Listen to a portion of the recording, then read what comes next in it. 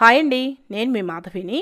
ఈరోజు నేను మీకు చూపించబోయే రెసిపీ ఏంటంటే ధాబా స్టైల్లో మేతి మలై చోలే మసాలా. ఇది చపాతీ, నాను, బటర్ నాను, పుల్కా ఇలాంటి వాటిల్లోకి సైడ్ డిష్గా చాలా బాగుంటుంది టేస్ట్. మీరు ఎప్పుడైనా చపాతీలోకి కర్రీ చేయాలంటే ఈ కర్రీని ఒకసారి ట్రై చేయండి, అందరికీ నచ్చుతుంది. మరి ఎలా తయారు చేయాలో చూపించేస్తాను రండి. ఫస్ట్ నేను ఇక్కడ 1 కప్పు శనగలు తీసుకున్నానండి.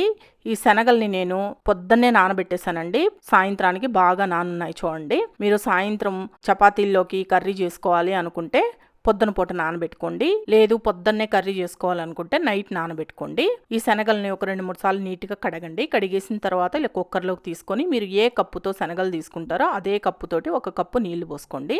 నేను ఈ కప్పుతో తీసుకున్నానండి శనగలు, అదే కప్పుతోటి 1 కప్పు నీళ్లు పోస్తున్నాను. అలాగే నేను ఇక్కడ 2 రకాల శనగలు తీసుకున్నాను. మీరు ఏవైనా ఒక రకం శనగలైనా వాడుకోవచ్చండి. ఇప్పుడు ఈ కుక్కర్కి మూత పెట్టేసి స్టవ్ పైన పెట్టి ఫ్లేమ్ని మీడియం ఫ్లేమ్లో పెట్టి 3 విజిల్స్ రానివ్వండి. ఇప్పుడు 3 విజిల్స్ వచ్చి ప్రెషర్ మొత్తం పోయిన తర్వాత మూత తీసి చూపిస్తున్నానండి. శనగలు అనేవి బాగా ఉడికిపోయాయి. ఒకటి పట్టుకొని చూపిస్తాను చూడండి. ఇలా మెత్తగా ఉడకాలి. ఇలా ఉడికిన తర్వాత ఈ కుక్కర్ని పక్కన పెట్టేసేయండి. ఈ నీళ్లు పారబోయొద్దండి, ఈ నీళ్లు కూడా మనం కర్రీలో వాడుకుందాం.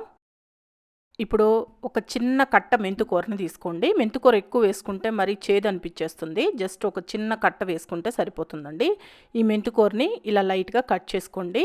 మరి ఆకులుగా లేకుండా ఉంటుంది. ఇలా కట్ చేసుకోవడం వల్ల ఇలా కట్ చేసేసుకొని పక్కన పెట్టుకోండి. ఇప్పుడు బాండిల్ని వేడి చేసుకొని దీంట్లో 3 టేబుల్ స్పూన్ల దాకా ఆయిల్ వేసుకోండి. ఈ ఆయిల్ కాస్త వేడెక్కిన తర్వాత మనం ముందుగా కట్ చేసి పెట్టుకున్న మెంతుకూరను వేసుకొని లైట్గా వేయించుకోండి. మెంతుకూర ఆయిల్లో వేయడం వల్ల మీకు పెద్దగా చేదు అనిపించదు. ఆ టేస్ట్ కానీ ఫ్లేవర్ కానీ బాగుంటుంది. ఇప్పుడు మెంతుకూర అనేది ఇలా వేగాలండి. ఇలా వేగిన తర్వాత ఈ మెంతుకూర మొత్తాన్ని ఆయిల్లో నుంచి తీసేసి ఏదైనా గిన్నెలో వేసుకొని పక్కన పెట్టేసుకోండి. ఇప్పుడు ఇదే ఆయిల్లో 3 లవంగాలు, 1 ఇంచు చెక్క, 2 పచ్చ యాలుక్కాయి, 1 నల్ల యాలుక్కాయి, 1 బిర్యానీ ఆకుని ఇలా తుంచి వేయండి. దీంట్లోనే ఒక 2 ఎండుమిరపకాయలు, 1 పచ్చిమిరపకాయని ఇలా పొడవుగా కట్ చేసి వేసి వీటిని లైట్గా వేయించుకోండి. ఇప్పుడు ఈ మసాలా దినుసులు వేగిన తర్వాత దీంట్లో మీడియం సైజు 2 ఉల్లిపాయల్ని మీకు ఎంత సన్నగా వీలైతే అంత సన్నగా కట్ చేసి వేసుకొని వేయించుకోండి. ఉల్లిపాయ ముక్కలు మీకు ఇంత సన్నగా కట్ చేసుకోవడం రాదనుకోండి, మిక్సీ జార్లో వేసుకొని కచ్చపచ్చగా నలగనిచ్చి ఆ ఉల్లిపాయ పేస్ట్ అయినా వేసుకొని వేయించుకోవచ్చు. ఇలా ఉల్లిపాయ ముక్కలు సన్నగా కట్ చేసి వేయడం వల్ల ఏమవుతుందంటే మీకు చిక్కటి గ్రేవీ లాగా వస్తుందండి. ఇప్పుడు చూడండి, ఉల్లిపాయ ముక్కలు ఇలా కలర్ మారేంత వరకు వేగిన తర్వాత దీంట్లో 1 టేబుల్ స్పూన్ అల్లం వెల్లుల్లి పేస్ట్ వేసుకొని ఈ అల్లం వెల్లుల్లి పేస్ట్ పచ్చి వాసన పోయేంత వరకు వేగనివ్వండి. ఇప్పుడు అల్లం వెల్లుల్లి పేస్ట్ అనేది ఇలా బాగా వేగిన తర్వాత దీంట్లో మీడియం సైజు 3 టమాటాలని మిక్సీ జార్లో వేసి ఇలా గ్రైండ్ చేసుకొని వేసుకోండి. ఈ టమాటా పేస్ట్ అనేది ఆయిల్లో బాగా వేగాలండి. అందుకోసంగా ఒకసారి బాగా కలిపేసి ఫ్లేమ్ని లో ఫ్లేమ్లో పెట్టి మూత పెట్టేయండి. మధ్య మధ్యలో మూత తీసి కలుపుతూ ఉండండి. ఆయిల్ సపరేట్ అయ్యేంత వరకు ఉడికించండి. ఇప్పుడు చూడండి, మూత తీసి చూపిస్తున్నాను. ఆయిల్ సపరేట్ అయ్యింది చూడండి. టమాటా పేస్ట్ అనేది బాగా ఉడికిపోయింది. ఈ విధంగా వచ్చేంత వరకు వేయించేసుకోండి. ఇలా వేగిన తర్వాత ఇప్పుడు దీంట్లో మీ రుచికి సరిపడా సాల్ట్, 1.5 టీ స్పూన్ కారం వేస్తున్నాను. మీరు బాగా స్పైసీగా కావాలంటే ఇంకొంచెం కారం వేసుకోండి. 1/2 టీ స్పూన్ జీలకర్ర పొడి, 1 టీ స్పూన్ ధనియాల పొడి, 1/2 టీ స్పూన్ పసుపు, 1/2 teaspoon garam masala powder వేసుకొని ఫ్లేమ్ని లో ఫ్లేమ్లోనే ఉంచి మసాలాలన్నీ బాగా కలిసిపోయేటట్టు కలుపుకోండి. ఇప్పుడు ఈ మసాలా దినుసులన్నీ బాగా కలిసిపోయిన తర్వాత దీంట్లో మనం ముందుగా ఉడికించుకున్న ఈ శనగలన్నింటినీ వేసుకోండి. నీళ్ళతో సహా వేసుకోండి, ఆ నీళ్ళను పారబోయొద్దు. దీంట్లోనే మనం ముందుగా వేయించి పక్కన పెట్టుకున్న ఈ మెంతి కూరను కూడా వేసేసి లో ఫ్లేమ్లోనే ఉంచి మొత్తం బాగా కలుపుకోండి ఒకసారి. ఇప్పుడు ఇలా ఒకసారి కలిపిన తర్వాత దీంట్లో 3/4 గ్లాస్ దాకా నీళ్లు పోస్తున్నానండి. సరిపోలేదు అనిపిస్తే చూసుకొని మళ్ళీ కొద్దిగా వేసుకోవచ్చు. ఫస్ట్ అయితే ఒక 3/4 గ్లాస్ నీళ్లు పోసి బాగా కలుపుతున్నాను.